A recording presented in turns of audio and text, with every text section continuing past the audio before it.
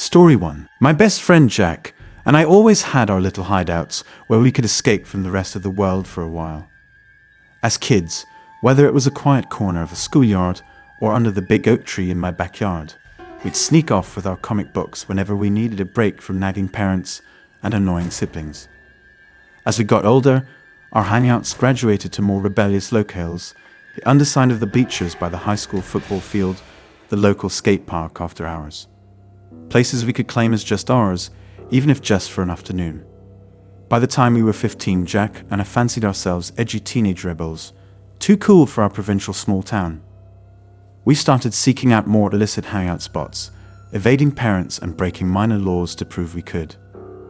Old abandoned buildings became our new refuge.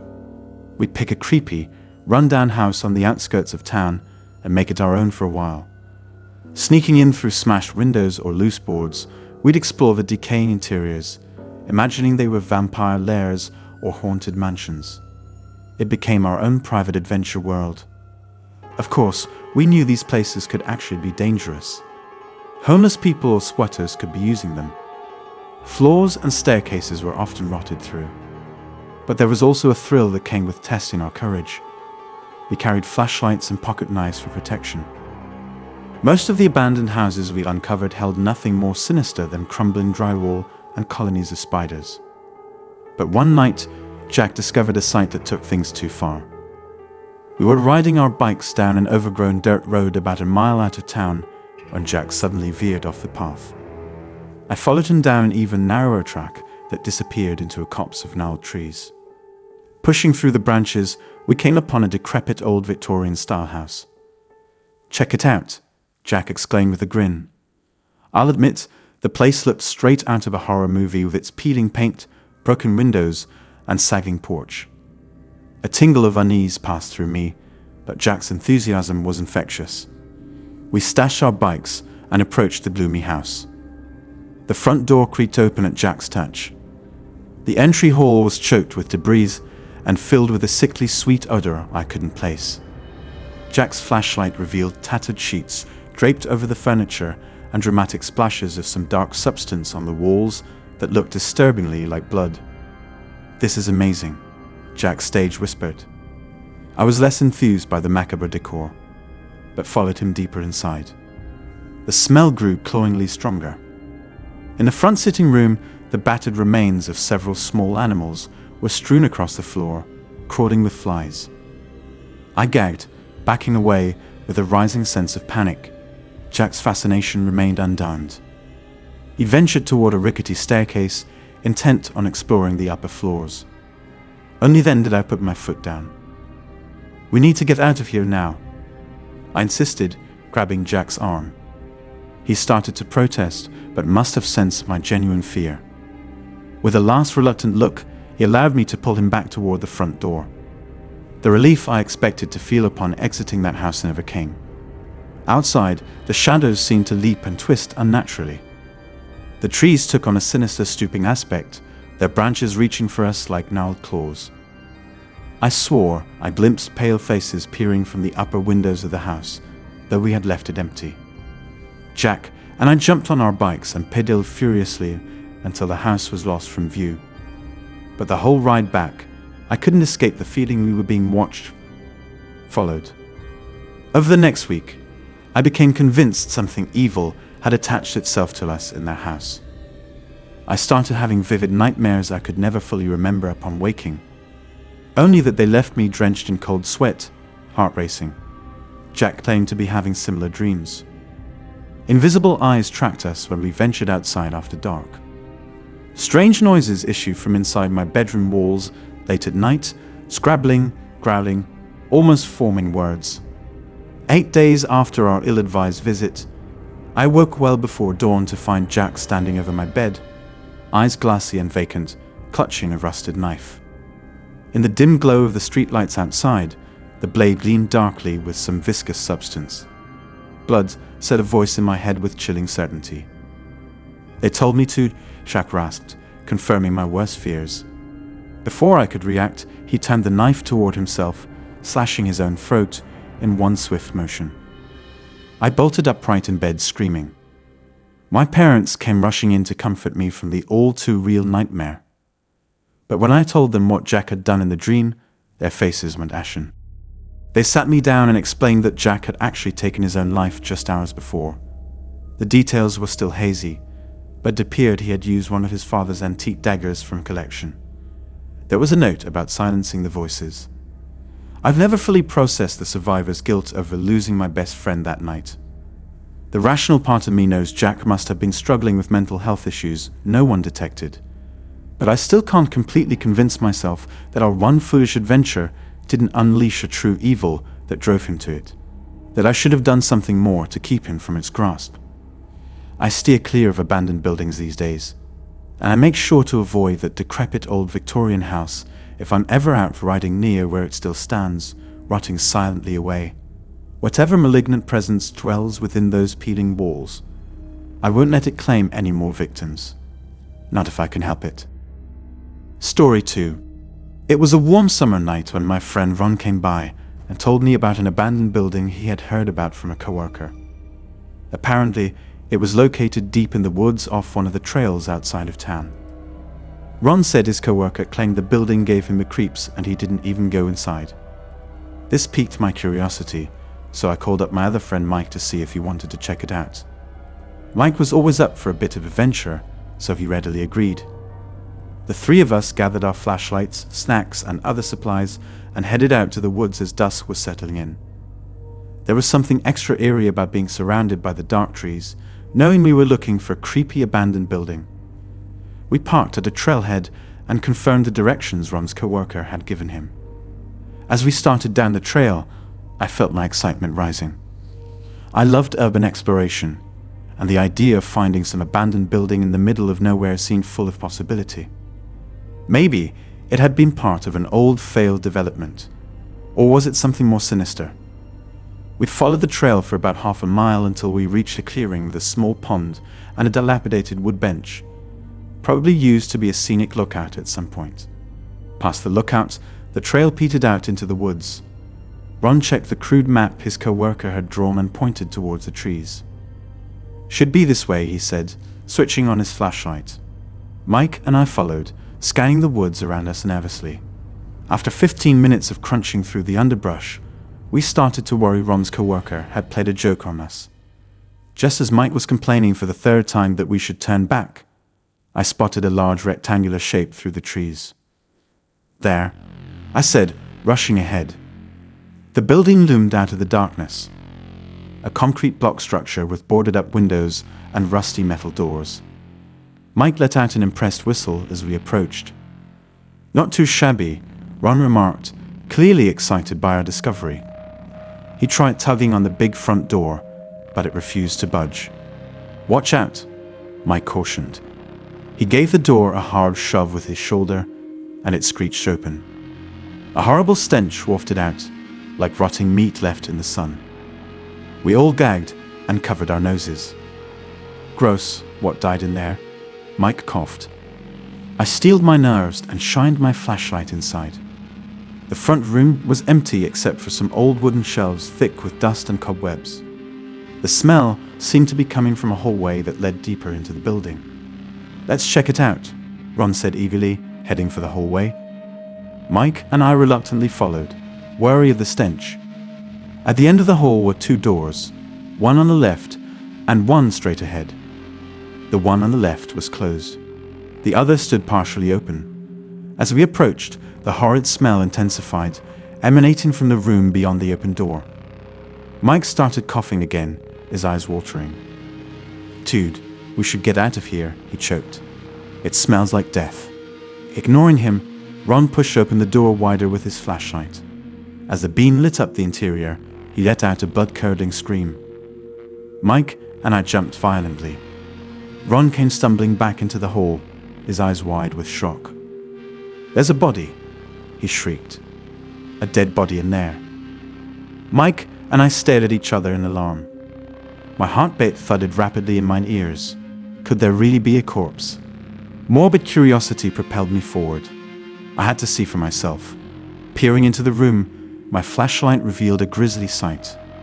A human leg and hand jutting out from beneath the moldy sheet. I stumbled back, clasping my hand to my mouth in horror. Mike was wheezing, on the verge of hyperventilating. Ron leaned against the wall, looking like he might pass out. As I tried to regain my composure, a loud TUMP sounded from behind the closed door across the hall, making us all jump again. TUMP. Something was inside.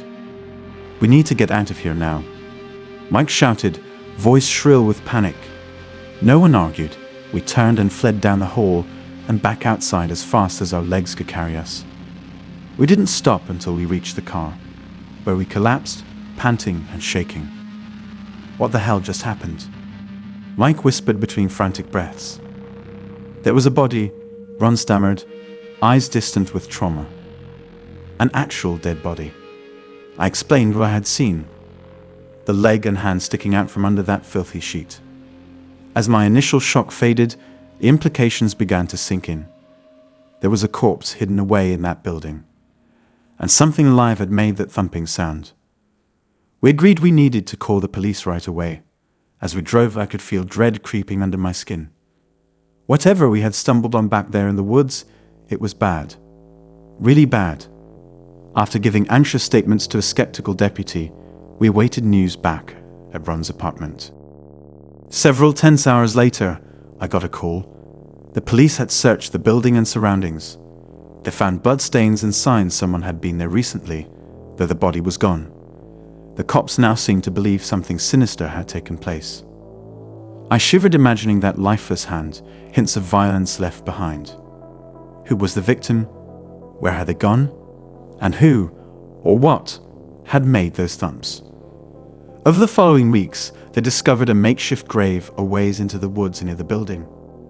Inside was a badly decomposed body identified as a man who had gone missing 6 months prior. The police believed he had been murdered elsewhere and then hidden temporarily in the abandoned building. No suspects were ever named, and the case eventually went cold. We never found out who had killed that poor man or why his body had been stashed in those creepy ruins, but the memory still makes my blood run cold.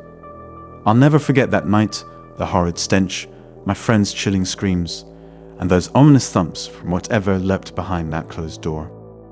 Story 3. When my best friend Jack and I were kids, we loved escaping to our secret hideouts. First, it was the treehouse in his backyard. Then as we got older, we'd sneak off to abandoned buildings on the edge of town. But one hideout we found deep in the woods ended up revealing a darkness we never expected. The treehouse was our initial refuge. We'd spend endless summer days up there reading comics and playing made-up adventures, ignoring Jack's little brother's pleas to let him join. But when Jack's mom started saying we were too old for it, we knew it was time to find a new spot. We began long treks into the forest behind Jack's neighborhood, searching for the perfect hideaway. Our first attempts at building shelters failed miserably. Then one day, Jack's dog Sammy led us to an intriguing discovery. We were deeper in the woods than usual when Sammy suddenly darted off chasing a squirrel or rabbit. After half an hour of fruitless calling and searching, we started to worry.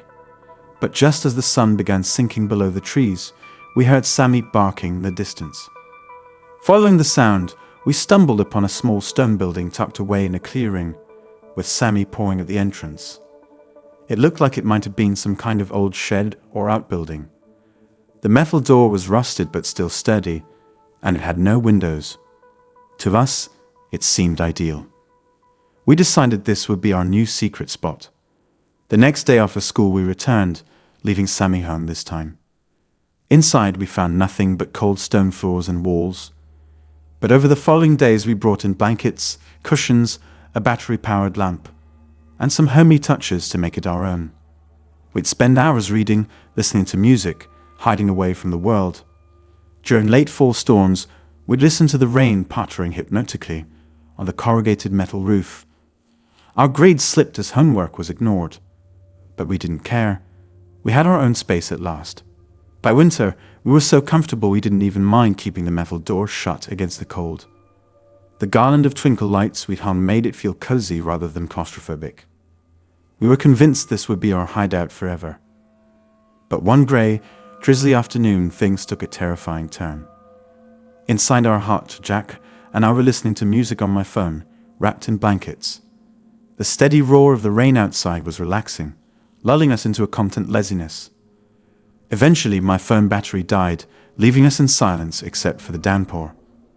Jack had just grabbed his uneaten homework to start it when we heard the metallic creak of the door being opened. We looked at each other in alarm. Neither of us had touched it. Footsteps squelched through the mud outside. We held our breath, frozen in fear. The steps circled the building once, twice. Then the door suddenly banged open violently, wind and rain blasting inside. Jack screamed as we cowered against the far wall. No one came in. After a few moments, I found the courage to stand and pull the door closed. But we knew someone had deliberately opened it from outside before fleeing into the woods. Terrified, we gathered our things and raced home through the storm. Dripping wet, we made a solemn vow. We would never return to the stone hut after dark again. Whatever sinister entity lurked in those woods, we didn't want to find out. For a couple years, the hut sat abandoned. But late one August night when I was 17, curiosity got the better of me. Grabbing a flashlight, I hiked alone through the familiar woods until I reached the overgrown clearing. The hut looked sad and worn, its corrugated roof rusting away. I hesitated outside, pulse racing, then took a deep breath and pulled open the creaky door. Inside, our garland of lights still hung askew across the rafters, though the bulbs were burnt out. Mouldering cushions lay scattered on the floor amid dead leaves that had blown in. I swept my light around the cobwebbed interior. Why had I come back to this place? I knew I should turn and leave. But something made me linger, perhaps saying a final goodbye to childhood. As I played the beam over the stone walls, it glinted off something in the far corner. Stepping closer, I realized with horror it was a large, jagged bloodstain. Had that been there before? Bile rose in my throat as I stumbled backward.